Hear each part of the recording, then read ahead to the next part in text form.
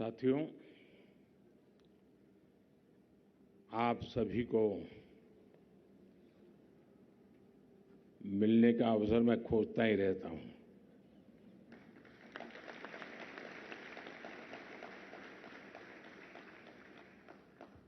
और इंतजार भी करता हूं कब मिलूंगा, कब आपके अनुभव सुनूंगा। और मैंने देखा है कि हर बार आप नए उमंग के साथ आते हैं, नए उत्साह के साथ आते हैं। और ये भी अपने आप में एक बहुत बड़ा इंस्पिरेशन बन जाता है। तो सबसे पहले तो मैं आप सबके बीच एक ही काम के लिए आया हूं, और वो है आप सबको बहुत बहुत बधाई देना।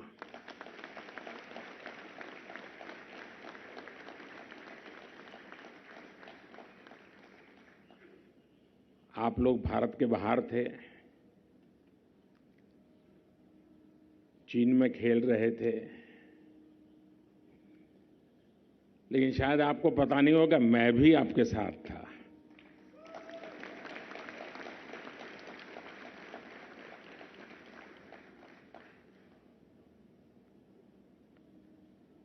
मैं हर पल आपकी हर गतिविधि को, आपके प्रयासों को, आपके कॉन्फिडेंस को, मैं यहां बैठे बैठे उसको जी रहा था।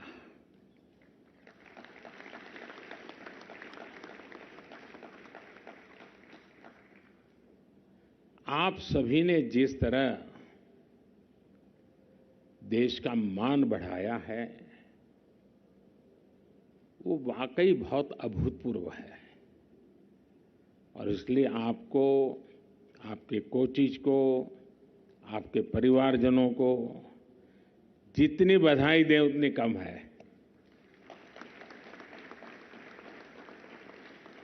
और मैं इस ऐतिहासिक सफलता के लिए आप सबका, देशवासियों की तरफ से भी बहुत बहुत अभिनंदन करता हूं, बहुत बहुत बधाई देता हूं।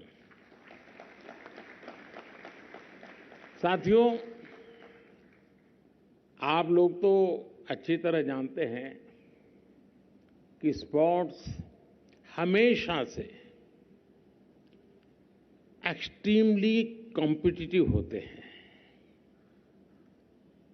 आप हर खेल में एक दूसरे से मुकाबला करते हैं, एक दूसरे को कड़ी टक्कर देते हैं। लेकिन मैं जानता हूं कि एक मुकाबला आपके भीतर भी चलता रहता है। आप हर रोज खुद से भी कॉम्पीट करते हैं। आपको स्वयं से लड़ना पड़ता है, जूझना पड़ता है, और खुद को बार बार समझाना भी पड़ता है। कभी कभी आपने देखा होगा, आप रात को मन करता है कि कल सुबह नहीं उठना है, लेकिन फिर पता नहीं क्या, कौन सी ऊर्जा है, एकदम से उठा देती है और दौड़ा देती है। अगर आपको ट्रेनिंग करने की इच्छा न भी हो, फिर भी करनी पड़ती है। और चाहे सब ट्रेनिंग सेंटर से घर चले गए हो, लेकिन कभी कभी आपको कुछ घंटे एक्स्ट्रा पसीना बहाना पड़ता है और ज्यादा मेहनत करनी पड़ती है। और जैसा कहता है ना, सोना जितना तपता है उतना ही निखरता है, उतना ही खरा उतरता है। और उसी तरह आप सब तप करके खरे उतरे हो। यहां जो जो लोग इस गेम के लिए सिलेक्ट हुए, कोई वहां से जीत के आया, कोई वहां से सीख के आया। आप में से एक भी हार करके नहीं आया है।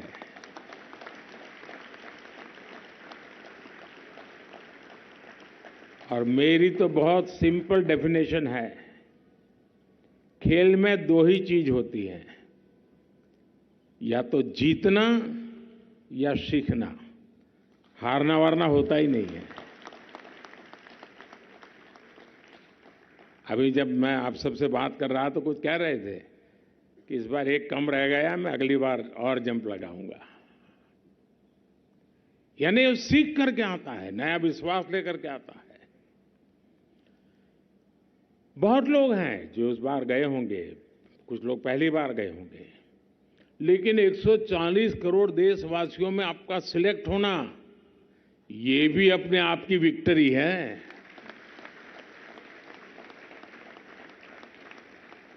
आप इतनी सारी चुनौतियों से जूझकर और मजबूत हो गए हैं, और ये आपके इस ग्रुप के रिजल्ट में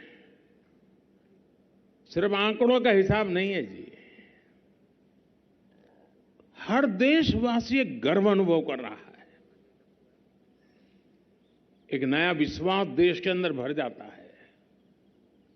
आप सभी ने सिर्फ पिछले रिकॉर्ड ही तोड़े ऐसा नहीं है, लेकिन कुछ क्षेत्र में तो आपने उस रिकॉर्ड को धराशायी कर दिया है। कुछ लोग सोचेंगे कि अब तो 2-3 गेम तक तो यहां पहुंच नहीं पाएंगे, ये स्थिति पैदा कर दी आप लोगों ने। और आप लोग 111 मेडल्स लेकर घर लौटे।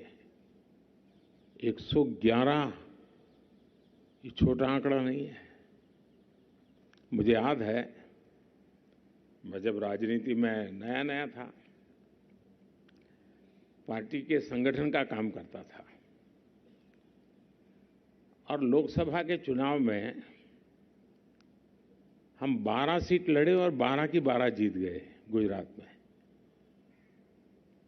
तो हम तो ऐसे ही चलो जीत गए थे, हम दिल्ली आए।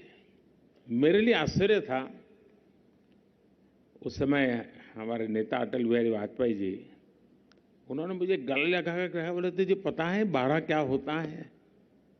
12 की 12 जीतने का मतलब क्या होता है तुझे पता है? बोले कभी पूरे देश से हम 12 नहीं होते थे, तुम एक राज्य से 12 लेकर के आए हो। और 12 जीतने के बाद भी जब तक अटल जी ने मुझे कहा नहीं, मेरा उस दिशा में ध्यान नहीं गया था। आपके लिए भी मैं कहता हूं, ये 111 सिर्फ 111 नहीं है, 140 करोड़ सपने हैं ये।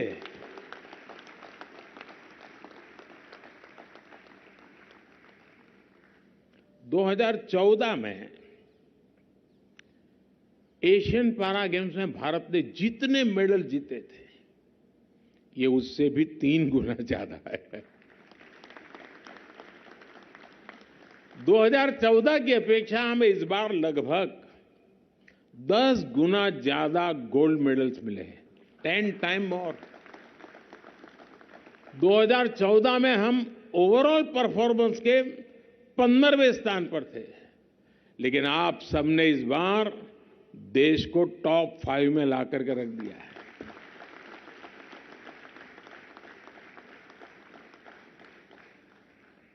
देश पिछले 9 साल में इकोनॉमी में दुनिया में 10 पर से 5 पर पहुंचा, और आज आपने भी देश को 10 में से 5 पर पहुंचा दिया। ये सब आपकी मेहनत का परिणाम है, और इसलिए आप सब बहुत बहुत बधाई के पात्र हैं। साथियों, बीते कुछ महीने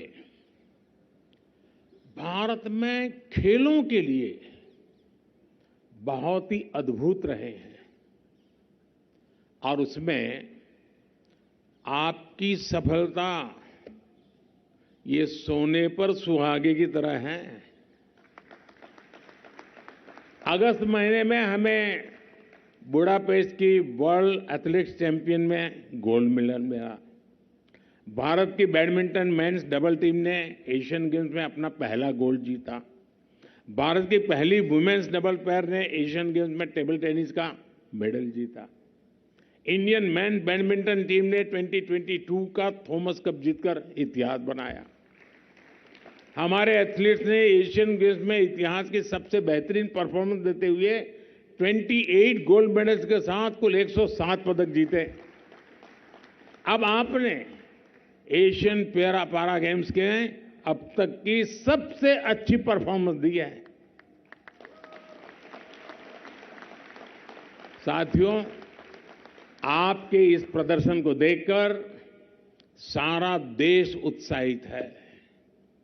और मैं बताऊं साथियों, बाकी गेम्स में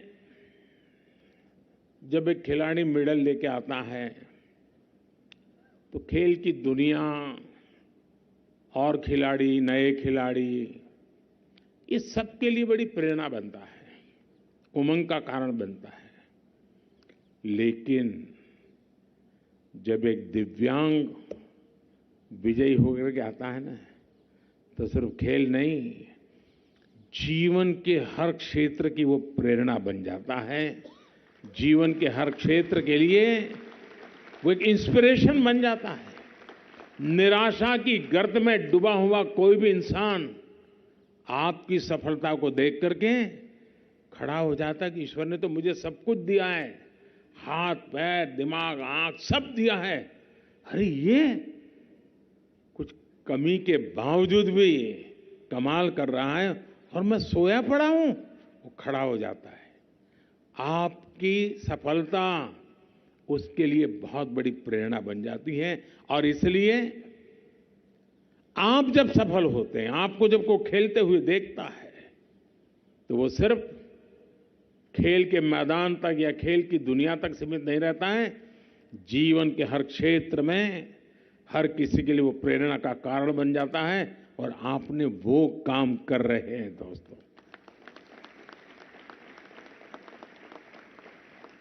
साथियों, ये स्पोर्टिंग कल्चर और स्पोर्टिंग सोसाइटी के रूप में भारत की प्रगति दिनों दिन हम सब देख रहे हैं। एक और कारण है जिसके चलते भारत में आगे बढ़ने का आत्मविश्वास आया है। अब हम 2030 यूथ ओलंपिक और 2036 ओलंपिक गेम का आयोजन करने का प्रयास कर रहे हैं।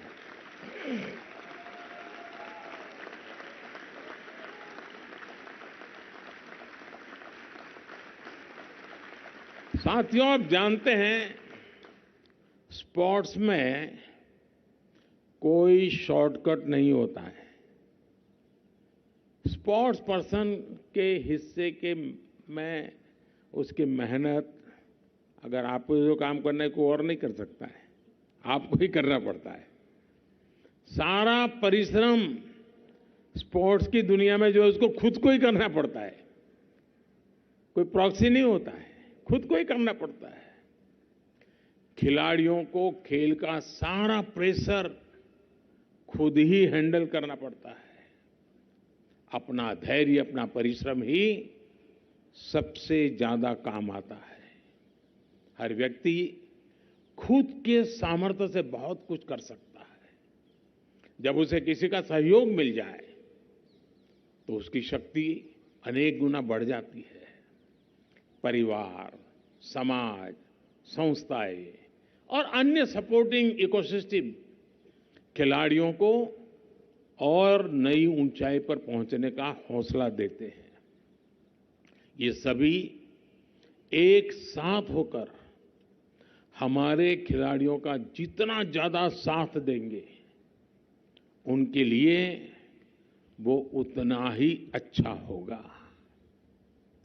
आप परिवार को लें तो हमारे घर के लोग अपने बच्चों को खेलों के प्रति आगे बढ़ने के लिए और सपोर्ट दे रहे हैं। जब आप में से और लोग जब शायद आपको थोड़ा मौका मिला होगा, घर से थोड़ा प्रोत्साहन मिलता होगा, लेकिन इसके पहले के लोग तो नहीं, तुझे चोट आ जाएगी, तुझे ये हो जाएगा, फिर कौन देखेगा, तुझे वहाँ कौन संभालेगा, नहीं जाना है, घर में रहो। बहुत उससे गुजर करके आए। आज मैं देख रहा हूँ हर परिवार बच्चों को इस क्षेत्र में भी आगे जाने के लिए प्रोत्साहित कर रहा है। ये एक नया कल्चर देश में उभरना बहुत बड़ी बात है। समाज की बात हो तो लोगों में बड़ा बदलाव हुआ है। अब आप भी देखते होंगे, पहले तो खेलकूद में अच्छा पढ़ते नहीं हो, आप जाके कहोगे मैं मेडल देगा, अच्छा यही करते हो क्या, पढ़ते नहीं हो क्या, कहां से खाओगे, कहां से खाओगे, यही पूछते थे। अब अच्छा तुम ले आए, लाओ जरा मैं छू लूं, मैं भी जरा छू करके देखूं। ये बदलाव आया है। साथियों, उस वक्त अगर कोई स्पोर्ट्स में होता था तो उसे सेटल नहीं माना जाता था। उसको पूछा था लेकिन सेटल होने के लिए क्या करोगे, यही पूछा जाता था। लेकिन अब स्पोर्ट्स को भी एक प्रोफेशन के रूप में समाज स्वीकार कर रहा है। साथियों, अगर मैं सरकार की बात करूं तो पहले ऐसा कहा जाता था कि खिलाड़ी सरकार के लिए है, लेकिन अब कहा जाता है कि सरकार पूरी की पूरी खिलाड़ियों के लिए है। जब सरकार और नीतियां बनाने वाले जमीन से जुड़े होते हैं, जब सरकार खिलाड़ियों के हित के प्रति संवेदनशील होती है, जब सरकार खिलाड़ियों के संघर्ष, उनके सपनों को समझती है, तो इसका सीधा प्रभाव सरकार की नीतियों में भी दिखाई देता है, अप्रोच में भी दिखाता है, सोच में भी दिखता है। देश में बेहतरीन खिलाड़ी पहले भी थे, लेकिन उन्हें सपोर्ट करने वाली नीतियां नहीं थी। ना अच्छी कोचिंग की व्यवस्था, ना आधुनिक इंफ्रास्ट्रक्चर और ना ही जरूरी आर्थिक मदद। तो फिर हमारे खिलाड़ी कैसे अपना परचम लहराते हैं? बीते 9 वर्षों में देश उस पुरानी सोच और पुरानी व्यवस्था से बाहर निकल गया है। आज देश में एक ऐसे खिलाड़ी है, कई ऐसे खिलाड़ी हैं जिन पर 4-4, 5-5 करोड़ रुपए खर्च किए जा रहे हैं। सरकार की अप्रोच अब एथलेट सेंट्रिक हो है। सरकार अब एथलेट्स के सामने से ऑब्स्टेकल्स दूर कर रही है, अपॉर्चुनिटीज बना रही है। कहा जाता है potential plus platform is equal to performance. जब पोटेंशियल को उचित प्लेटफॉर्म मिल जाए तो परफॉर्मेंस और बेहतर हो जाती है। खेलो इंडिया जैसी योजनाएं खिलाड़ियों के लिए ऐसा प्लेटफॉर्म बनी है जिनसे हमारे एथलीट्स को ग्रास रूट लेवल पर खोजने और सपोर्ट करने का रास्ता खुला है। आप में से कई लोग ये जानते होंगे कि कैसे टॉप इनिशिएटिव हमारे एथलीट्स को उनका प्रदर्शन सुधारने में मदद कर रहे हैं। पैरा एथलेटिक्स को मदद करने के लिए हमने ग्वालियर में डिसेबिलिटी स्पोर्ट्स ट्रेनिंग सेंटर की स्थापना भी की है। और आप में जो लोग गुजरात से परिचित होंगे उनको मालूम होगा कि इस दुनिया में सबसे पहले प्रवेश करने का प्रयास गुजरात से शुरू हुआ था और धीरे धीरे धीरे करके एक पूरा कल्चर विकसित हो गया है। आज भी वो गांधीनगर की इंस्टीट्यूट, आप में से बहुत लोग हैं जो शायद वहां पर ट्रेनिंग के लिए जाते हैं, ट्रेनिंग पर रहते हैं। कहने का तात्पर्य है कि सारी इंस्टीट्यूशंस जब आकार लेती हैं तो तब उसका सामर्थ्य पता नहीं होता है, लेकिन जब निरंतर वहां साधना होती है तो सामर्थ्य की अनुभूति देश करने लग जाता है। मुझे विश्वास है कि ये जो सारी फैसिलिटीज है, आप जैसे कई और विजेता देश को मिलने वाले हैं, मेरा पूरा भरोसा है। साथियों, 300 से ज्यादा के आप लोगों के ग्रुप में मैंने पहले ही कहा, कोई भी हारा नहीं है। और मेरा जो मंत्र है, मैं दोबारा कहता हूं, कुछ जीत करके आए हैं, कुछ सीख करके आए हैं। आप मेडल से ज्यादा खुद और अपनी लीगेसी को देखिए, क्योंकि वही सबसे बड़ी बात है। आपने जिन कठिनाइयों का सामना किया और जिस तरह उनसे उबरने के लिए अपनी शक्ति को परिचय दिया, वो ही इस देश के लिए आपका सर्वोच्च योगदान है। आप में से कई लोग छोटे शहरों, सामान्य पृष्ठभूमि और मुश्किल परिस्थितियों से निकल करके यहां आए हैं। कई लोगों ने जन्म से शारीरिक परेशानियों का सामना किया है। कई लोग दूर दराज के गांव में रहे हैं। किसी के साथ ऐसी दुर्घटना हुई है जिसने उनका पूरा जीवन बदल डाला है, लेकिन आप फिर भी अड़िग हैं। आपकी सफलता सोशल मीडिया पर देखिए, शायद किसी खेल को इन दिनों इतनी प्रसिद्धि नहीं मिलती है जितनी आप लोगों को मिलती है। हर कोई खेल में कुछ समझ नहीं है, वो भी देख रहा है, ये बच्चा कर रहा है, इसके शरीर में तकलीफ है तो भी इतना बड़ा कर रहा है। देख रहे हैं लोग, उनके घरों में बच्चों को दिखाते हैं, देखो कैसे कर रहे हैं बच्चे। गांव के बेटे बेटियां, छोटे शहरों के लोग, आपके जीवन के किस्से आज स्कूल, कॉलेज, घर में, मैदान में, हर जगह पे चर्चा हो रही है। आपका संघर्ष और ये सफलता उनके मन में भी एक नया सपना बुन रही है। आज चाहे जो परिस्थितियां हो, लेकिन वो बहुत बड़ा सोच, बहुत बड़ी प्रेरणा पा रहा है। उनमें बड़ा बनने की लालसाएं पनप रही है। हर टूर्नामेंट में आपकी सहभागिता मानवीय सपनों की जीत है, और यही आपकी सबसे बड़ी विरासत है। और इसी कारण मुझे यह विश्वास है कि आप ऐसे ही परिश्रम करेंगे और देश का गौरव बढ़ाते रहेंगे। हमारी सरकार आपके साथ है, देश आपके साथ है। और साथियों, संकल्प का सामर्थ्य बहुत होता है। अगर आप मरी पड़ी सोच से चलते हैं ना, न दुनिया को चला सकते हैं, न ही आप कुछ सिद्धि प्राप्त कर सकते हैं। आपने बहुत लोग देखे होंगे, आप कहोगे भाई जरा यहां से रोहतक जाकर के आओ, तो 50 बार सोचेगा बस मिलेगी कि नहीं मिलेगी, ट्रेन मिलेगी कि नहीं मिलेगी, कैसे जाऊंगा, क्या करूंगा। और कुछ लोग, अच्छा रोहतक जाना है, ठीक है मैं शाम को जाकर के आ जाता हूं। सोचता ही नहीं, वो हिम्मत करता है। सोचने का ताकत होती है। और आपने देखा होगा, 100 के पार कहना ऐसे नहीं होता है जी। एक लंबी सोच भी होती है, पूरा परिश्रम का रिकॉर्ड भी होता है, और फिर आत्मविश्वास भर करके संकल्प के साथ निकल पड़ते हैं, इस बार 100 के पार, और फिर 101 पर नहीं रुकते, 111 करके आ जाते हैं। आज जब मैं कहता हूं साथियों, ये मेरा ट्रैक रिकॉर्ड है, और इसलिए मैं कहता हूं कि हम ही हैं जो 10 नंबर की इकोनॉमी से 5 पर पहुंचे, और डंके की चोट पर कहता हूं, इसी दशक में 3 पर पहुंच के रहेंगे।